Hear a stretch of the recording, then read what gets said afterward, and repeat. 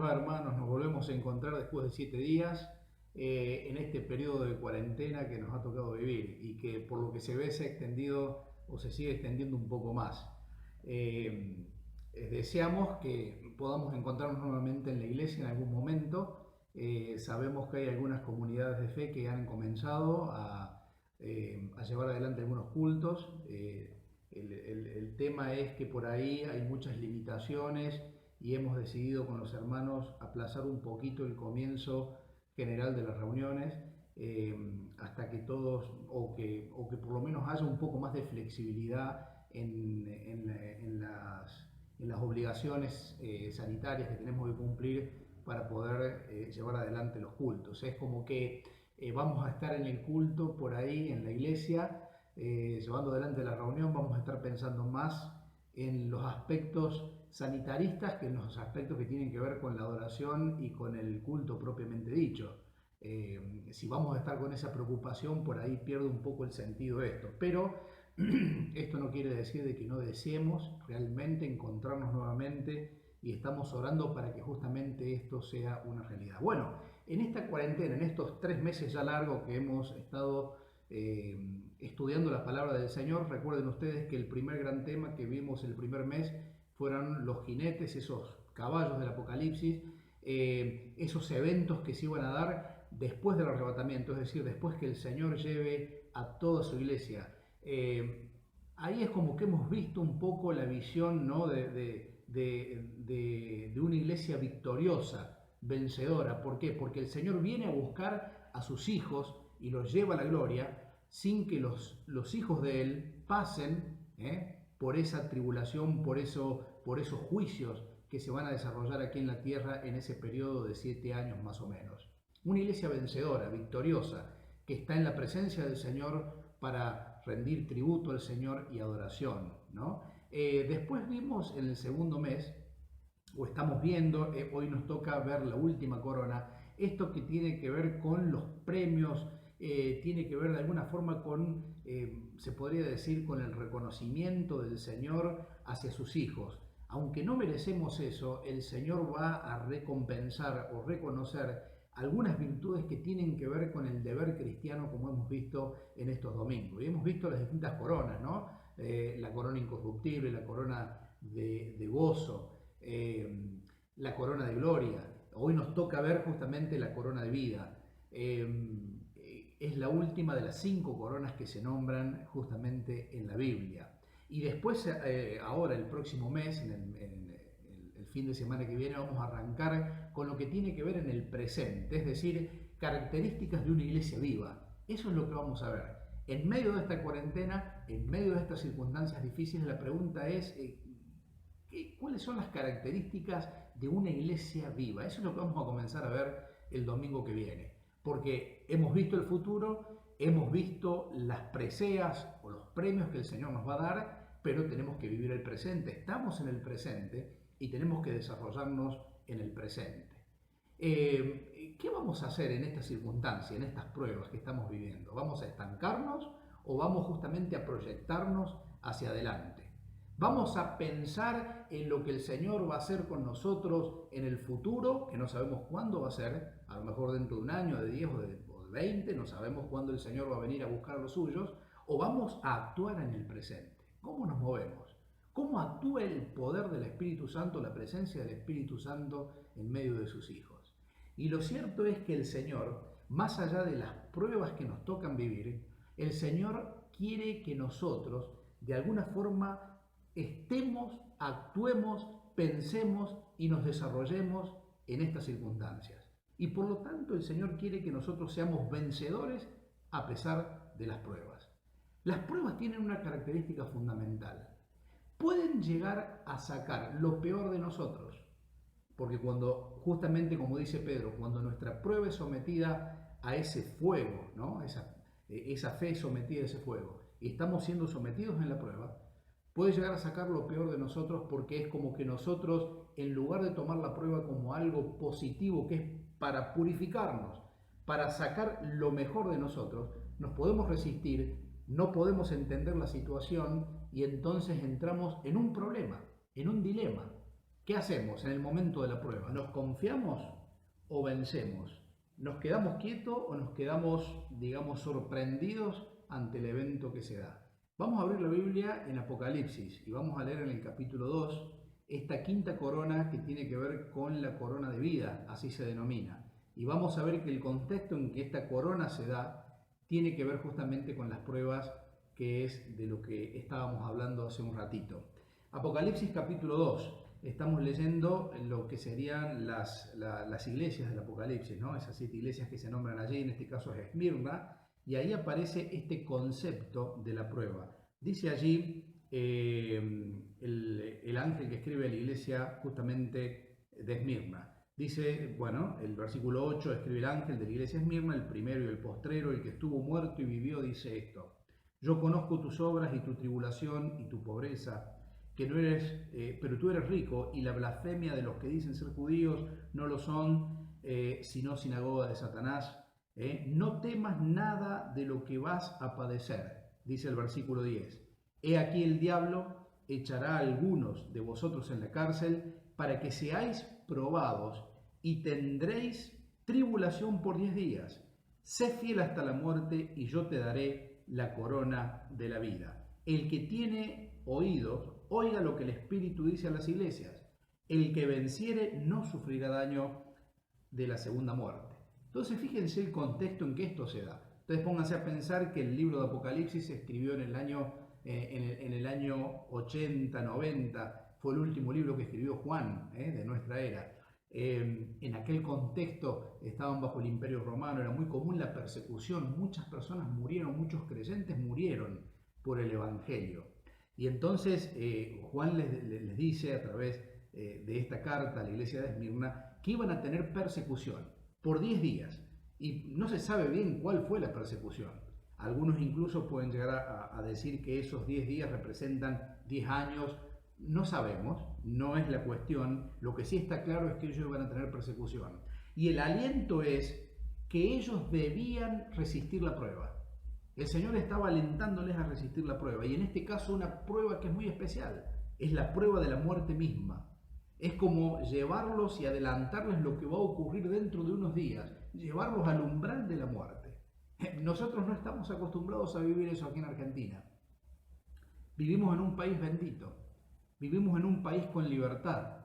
Vivimos incluso en un continente que en este momento no se persigue a aquellos que leen y honran, leen la Biblia y honran y adoran el nombre del Señor. Estamos viviendo una época, desde este punto de vista, estamos viviendo una época especial, en donde no somos perseguidos por nuestra fe. Entonces, la pregunta sería una pregunta retórica, ¿no? ¿Qué haríamos nosotros si fuésemos perseguidos por nuestra fe? Pónganse a pensar, hermanos, ¿qué harías tú si fueres hoy perseguido por tu fe? ¿Qué haríamos si nos enteramos que van a venir dentro de una hora a golpearnos la puerta y a buscarnos porque justamente somos llamados a declarar ante un juez por nuestra fe? Nuestro país, en una época oscura, vivió en el tiempo de la dictadura lo que era tomar a las personas, encarcelarlas y hacerlas desaparecer por principios, en ese caso políticos. ¿Qué pasaría si por cuestiones de fe nosotros somos perseguidos de la misma forma? ¿Qué haríamos nosotros como creyentes? Te hago a ti, querido hermano, esta pregunta. ¿Qué harías tú? Yo me he preguntado qué haría yo. Si me dijeran, dentro de 10 días vas a morir por tu fe. ¿Qué haces primero? ¿Te dedicas a terminar los negocios? ¿Querés dejar las cosas acomodadas, no sé, para dejarle a tus hijos algo, para que el gobierno, no sé, no te cobre los impuestos o no te ejecute la casa? ¿Qué haríamos? Recuerdo una vez que hablando con un hermano me dijo, yo lo que no quiero es dejarme la billetera, que me lleven con la billetera puesta, por lo menos.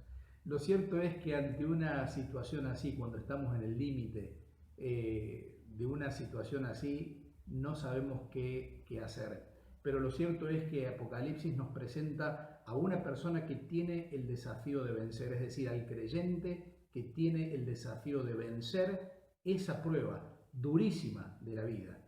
¿Por qué? Porque lo que nos enseña Apocalipsis allí en ese versículo es que es preferible pasar al cielo con una buena conciencia que quedarse en la tierra con una mala conciencia.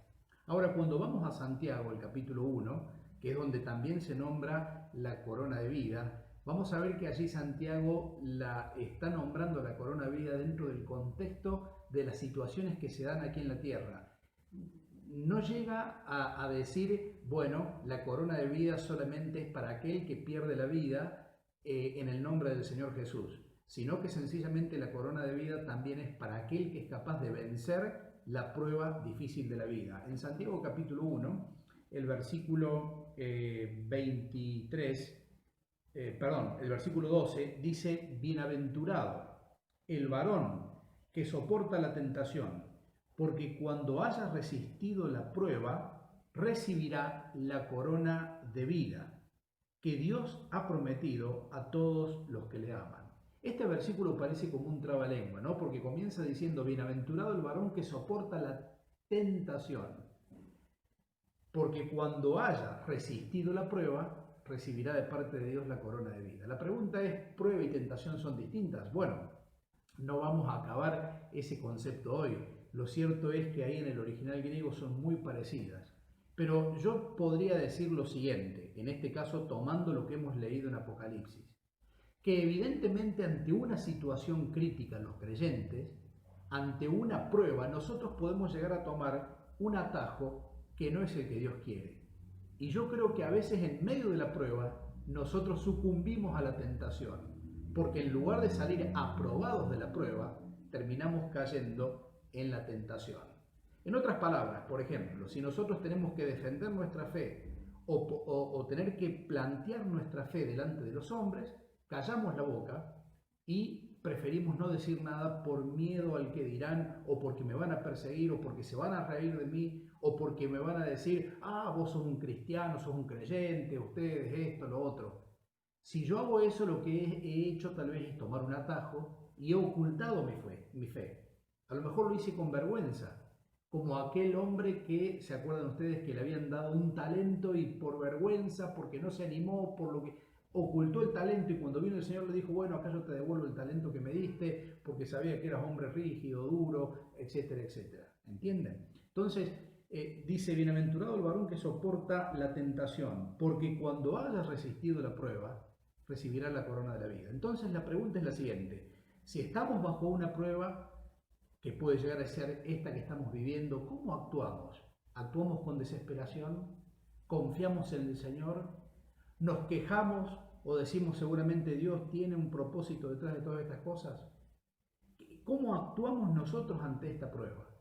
Entonces, yo quiero decirles sinceramente, yo en algún momento me quejo y a veces en lugar de hacer como hizo Job, de que en medio de la prueba dice no le quitó a Dios propósito alguno, entonces uno a veces se queja y uno dice: pero al último Dios me está maldiciendo en lugar de estarme bendiciendo.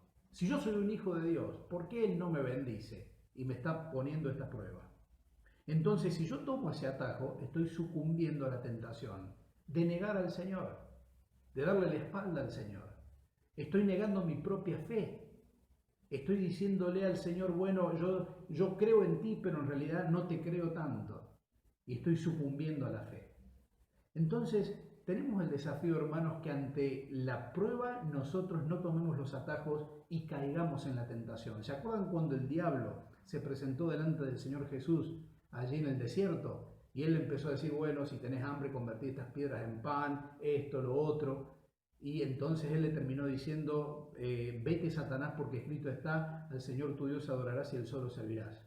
El Señor nunca sucumbió al atajo, a la tentación, y entonces terminó siendo como un hombre aprobado por Dios. Cuando el Señor nos lleva hacia la prueba, nos está llevando siempre, podríamos decir, ante el umbral de la muerte, como se lo dice a los hermanos del Apocalipsis, en ese caso de la iglesia de Esmirna.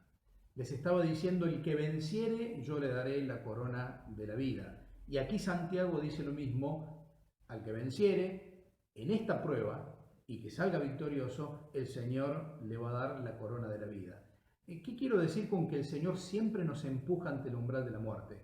Recuerden sencillamente esto: Pablo en los Gálatas dice, el mundo me es crucificado a mí y yo al mundo. Y lo que vivo ahora en la carne lo vivo en la fe del Hijo de Dios. En otras palabras, Pablo está diciendo, yo he muerto al mundo y ahora vivo para Cristo. Por ejemplo, en Romanos capítulo 8 dice justamente este mismo principio. Dice, ahora ninguna condenación hay para los que están en Cristo Jesús, los que no andan conforme a la carne, sino los que andan conforme al Espíritu. Dice el versículo 6, el ocuparse de la carne es muerte, pero el ocuparse del Espíritu es vida y paz. El versículo 10 dice, pero si Cristo está en vosotros, el cuerpo en verdad está muerto a causa del pecado, refiriéndose al cuerpo a todas estas cosas que nosotros hacemos para agradar este cuerpo. No solamente cuidar este cuerpo, sino que nos vestimos, compramos, nos esmeramos, todos los días estamos preocupándonos por este cuerpo para hacerle disfrutar este cuerpo lo mejor. Lo que Juan le da por allí a llamar los goces de la vida, los placeres de la vida, lo que tiene que ver con la vanagloria de los ojos. Entonces dice el versículo 10, si Cristo está en vosotros, este cuerpo la verdad está muerto a causa del pecado, mas el Espíritu vive a causa de la justicia. Fíjense el concepto, Dios siempre nos lleva al umbral de la muerte. Dios siempre nos está mostrando que el creyente murió cuando entregó su corazón a Cristo, murió al mundo, como dijo Pablo, he muerto al mundo y ahora vivo para Cristo. El Señor Jesús dijo, el que no toma su cruz y me sigue, no es digno de mí, como diciendo, tenés que morir y seguirme. Y aquí está diciendo justamente que el Señor vive en nuestras vidas y vivifica este cuerpo muerto, pero nos hace justamente hombres útiles y llenos de vida por el influjo de su Espíritu. Dice Jesucristo, Cristo Jesús, vivificará también nuestros cuerpos mortales por su Espíritu que vive en nosotros. En otras palabras, Dios siempre nos lleva ante el umbral de la muerte. El creyente, nosotros, hermanos, tenemos el desafío de morir todos los días. Qué difícil que es morir todos los días. Porque cuando nosotros dejamos que este cuerpo, que este ser, que este yo, vaya creciendo y vaya aferrándose a las cosas del mundo, lo que voy haciendo es largar o desenchufarme o alejarme de las cosas del Señor, que son las verdaderamente importantes. Entonces, el Señor lo que nos quiere hacer ver es esto, que tenemos el desafío de vivir en la fe y de que el Señor nos lleva siempre ante el umbral de la muerte. ¿Para qué? Para que nosotros seamos victoriosos en esa situación de prueba. Tenemos el desafío de salir aprobados por Dios. Tenemos el desafío de vivir para el Señor. Tenemos el desafío de estar en esta situación difícil que no sabemos qué hacer por allí y que estamos padeciendo a veces los embates económicos. Estamos sufriendo por ahí lo que la gente hace, que es burlarse de las cosas que están en la palabra de Dios, de las verdades bíblicas. Estamos viviendo un tiempo en donde el pecado parece ser que es la norma común de todos los días. Tenemos el desafío de que en esta circunstancia nosotros debemos ser aprobados. Y tenemos que vencer, porque el Señor nos quiere dar justamente la corona de la vida. En otras palabras, tenemos que aprender a morir al mundo para vivir para Cristo. A mí me da mucha pena cuando por allí el mundo se pega tanto en nosotros y en nosotros empezamos a perder la vida espiritual. Empezamos como a reducirnos. Empezamos a perder el sentido del desafío que tenemos como creyentes, de vivir en la expectativa de Cristo. Esa expectativa que el Señor tiene para con nosotros es una expectativa que siempre la tuvo para con toda su iglesia a lo largo de todos los tiempos. Es la expectativa gloriosa de los hijos de Dios.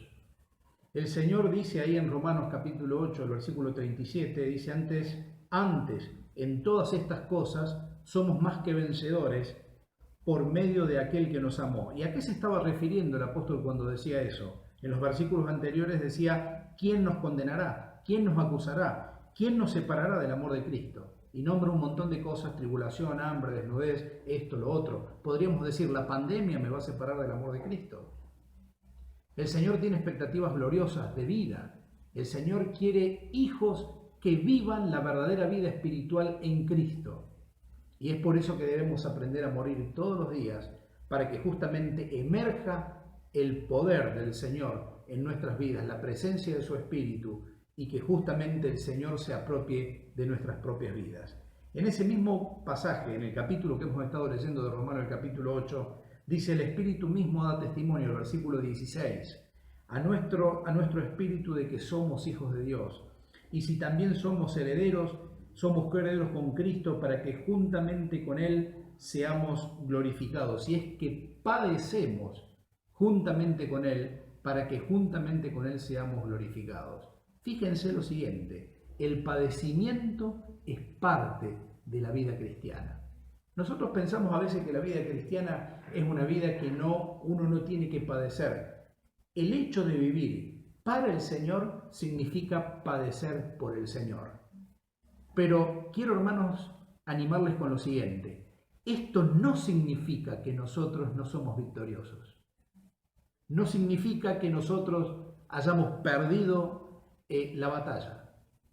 Esto no significa que el hecho de padecer nos transforme en personas insignificantes y que somos dignas de que se nos tenga lástima. Todo por el contrario, el Señor quiere que nosotros seamos vencedores. Cuando vemos las historias de las personas que dieron la vida por el Señor, ustedes recuerden allí Hechos de los Apóstoles, capítulo 7, 8, cuando muere, por ejemplo, el primer mártir, ¿no es cierto?, que murió después del Señor Jesús, Esteban. En ningún momento él, en esa circunstancia, se puso triste y empezó a decirle al Señor: ¿por qué esto? ¿Por qué aquello? Al contrario, se sentía con todo el ímpetu para decir: veo los cielos abiertos, veo al Hijo de Dios sentado a la diestra de Dios, y al mismo tiempo les predicaba. Y al mismo tiempo él pudo decir: Padres, perdónalos porque no saben lo que están haciendo. Las mismas palabras del Señor Jesús. Entonces ustedes fíjense cómo el hombre de Dios llega a morir y se empieza a personificar en él la misma presencia del Señor. ¡Qué cosa gloriosa y bendita! Hermanos, yo deseo eso. La pregunta es: ¿deseas tú eso? ¿Que el Señor se personifique en tu vida? Que el Señor se personifique en mi vida y que nos haga hacer cosas que nosotros incluso no somos capaces de hacer. Hermano, el Señor nos quiere dar la corona de vida. Que nosotros estemos dispuestos a vivir siempre en el umbral de la muerte. ¿Para qué? Para que justamente nos demos cuenta que lo primero es Él, que el trabajo para Él y el servicio para Él está en primer lugar y que todas las demás cosas son secundarias. Que el servirle a Él está en primer lugar y todo lo demás va a venir por añadidura, como dice la palabra de Dios. Vivamos con esta expectativa, con una expectativa victoriosa. Vamos a comenzar a ver este próximo mes esto que tiene que ver con una iglesia viva, con personas vivas, porque nosotros hemos visto el futuro glorioso de la iglesia, hemos visto las promesas de Dios, las preseas, las recompensas que el Señor nos va a dar. Pero ¿saben una cosa? Nuestra mente está allá, nuestra expectativa está allá, nuestra visión está allá, pero estamos con los pies sobre la tierra y tenemos el desafío de vivir como el Señor quiere en la tierra, vivos, llenos del Espíritu Santo, triunfantes a pesar de las pruebas y de las dificultades, sin temor alguno, como dice aquel himno, porque el Señor nos ve. Firmes adelante, huestes de la fe, sin temor alguno, porque el Señor nos ve. Les mando un abrazo grande de mi corazón y deseo que el Señor nos permita prontamente encontrarnos todos juntos para poder adorar al Señor y honrar su nombre. Que el Señor les bendiga.